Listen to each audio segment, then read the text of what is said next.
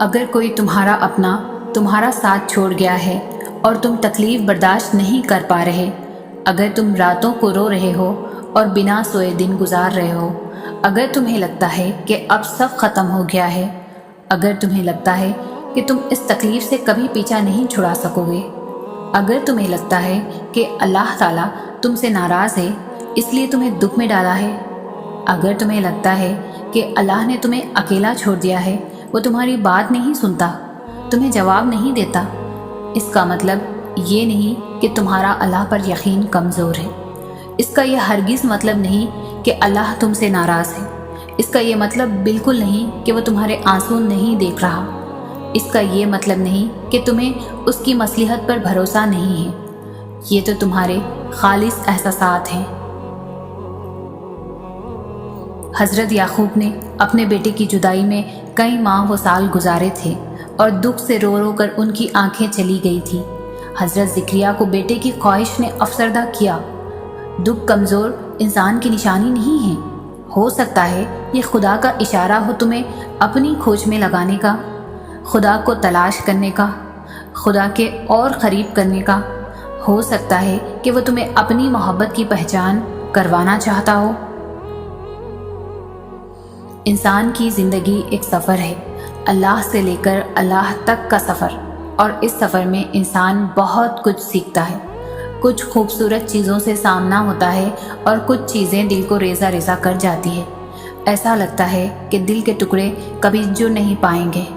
انسان اس دنیا میں سکون ڈھونڈنے کی کوشش کرتا ہے لیکن نہیں ملتا، کیونکہ یہ دنیا سکون کی جگہ نہیں ہے۔ بالآخر زندگی کی تھکن، ٹوٹا دل، بکھری روح لے کر اکیلا رہ جاتا ہے، کیونکہ انسان غلط جگہ سکون کی آس لگا لیتا ہے۔ اس دنیا سے محبت کی امید کر بیٹھتا ہے، اور پھر یہ دنیا کب کس کی ہوئی ہے، کیونکہ محبت اور سکون دنیا سے نہیں بس خدا سے ملتا ہے۔ جس نے دل بنایا ہے اس نے اس کا سکون بھی وہیں رکھا ہے، خدا کی یاد میں۔ زندگی کے اس سفر کا مقصد ہی یہی ہے کہ اللہ کو ڈھونڈنے کی آرزو، اسے پانے کی جستجو، اور اللہ جسے اپنی لگن لگا دے تو ان کی زندگی بھی حسین ہو جاتی ہے اور یہ سفر بھی۔ وہ دعا جو تم اتنے عرصے سے مانگ رہے ہو، وہ دعا جس کے لیے تمہارا دل ہر وقت بے چین رہتا ہے، وہ دعا جس کے قبول ہونے کی تڑپ دن بدن بڑھتی جا رہی ہے، وہ دعا جو تم اتنی لگن سے مانگ رہے ہو، تمہارا اللہ وہ دعا رد نہیں کرے گا۔ وہ تو کوئی بھی دعا رد نہیں کرتا، تمہیں بس صبر اور یقین کرنا ہے۔ تمہارا اللہ کہتا ہے صبر اور نماز سے مدد حاصل کرو، وہ بہترین وقت پر بہترین فیصلہ فرمائے گا، اور اس کا چنا گیا وقت ہی بہترین وقت ہوتا ہے۔ تمہاری ہر وہ دعا جو تم نے شدت سے، پوری شدت سے مانگی ہے، وہ اللہ کے پاس بہت سنبھال کے رکھی ہوئی ہے۔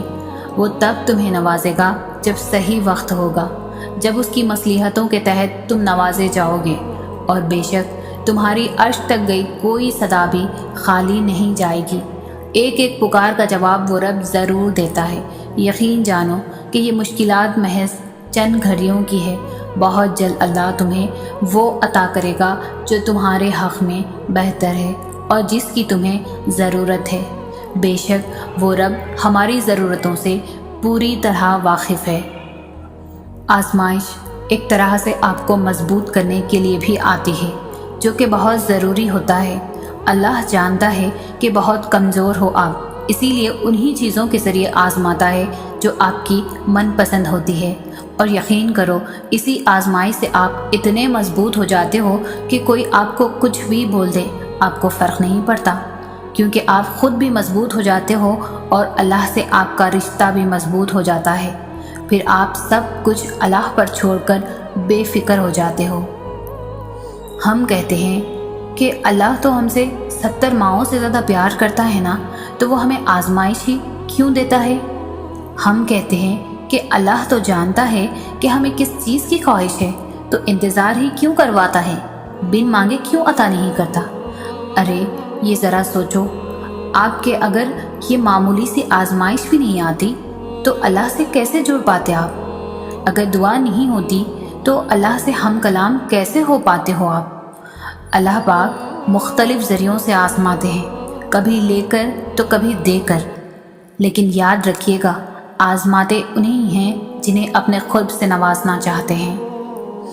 جان لو آزمائشیں وقتی ہوتی ہے، جتنی جلدی آزمائش سے مایوس ہونے کے بجائے رب سے لگن لگا لینا، اتنی جلدی آزمائش سے دستبردار بھی ہو جاؤ گے۔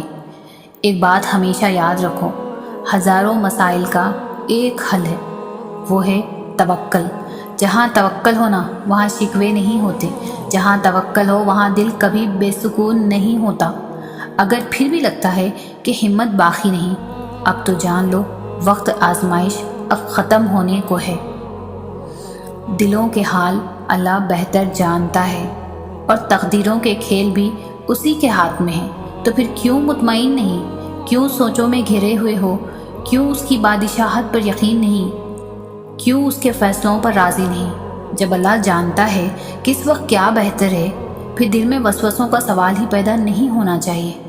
اگر ابھی بھی سوچوں میں ڈوبے ہوئے ہو، دل بے چین ہو، تو سمجھ جاؤ تم دل سے راضی نہیں اس کے فیصلوں پر۔ صرف زبان سے کہہ دینا توکل نہیں ہوتا، بلکہ زبان کے اقرار سے پہلے دل سے راضی ہونا توکل ہوتا ہے۔ زندگی میں ہمیشہ اکیلے چلنا سیکھو، گر جاؤ پھر خود اٹھو، پھر گر جاؤ پھر خود اٹھو، لیکن کبھی دوسروں کا سہارا نہ لو۔ جس دن اکیلے چلنا سیکھ جاؤ گے، سمجھو زندگی کی ہر ہار تمہاری جیت ہوئی، اور تم سے مضبوط انسان اس دنیا میں کوئی نہیں۔ ہو سکتا ہے کہ اللہ آپ کو وہ چیز نہ دے جو آپ مانگ رہے ہو، وہ آپ کو انتظار کروا سکتا ہے، کیونکہ وہ چاہتا ہے کہ آپ اس کو پکاریں۔ جب آپ نے پہلا قدم اس کی طرف بڑھایا تو اس نے آپ کو دیکھا، اور اب وہ آپ کا ہر قدم اپنی طرف بڑھتا دیکھنا چاہتا ہے۔ جب آپ فجر کے لیے اٹھے، اس نے آپ کی دعا سنی ہے۔ اللہ نہیں چاہتا کہ آپ اسے فراموش کرو۔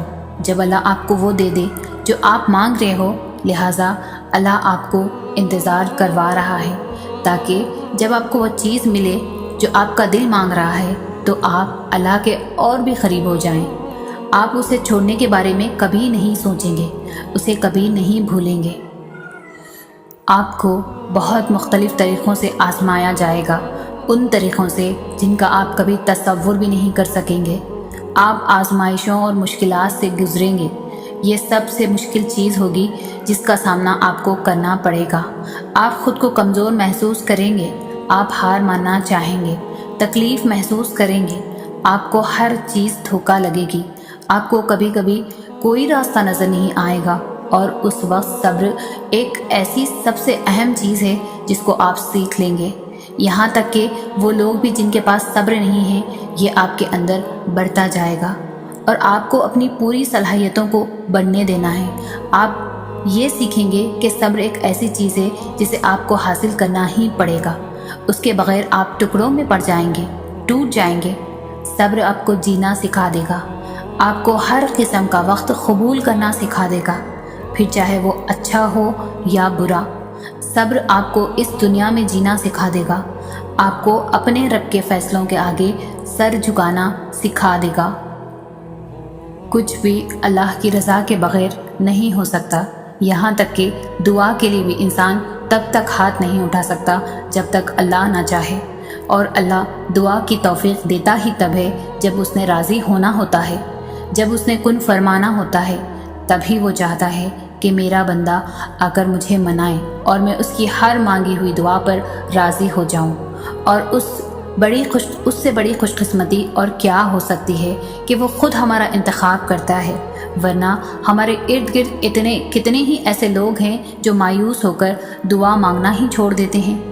ایسے لوگوں کو پھر وہ توفیق بھی نہیں دیتا جو اس کی نعمتوں کا شکر نہیں کرتے اور اس کے فیصلوں پر صبر نہیں کرتے۔ آپ تو خوش قسمت ہیں کہ آپ میں اب بھی دعا کی تڑپ ہے، اور اسی تڑپ سے آپ وہ سب حاصل کر لیں گے جس کے لیے آپ کا دل ترستا ہے، کیونکہ وہ مانگنے والوں کو خالی ہاتھ نہیں لوٹاتا۔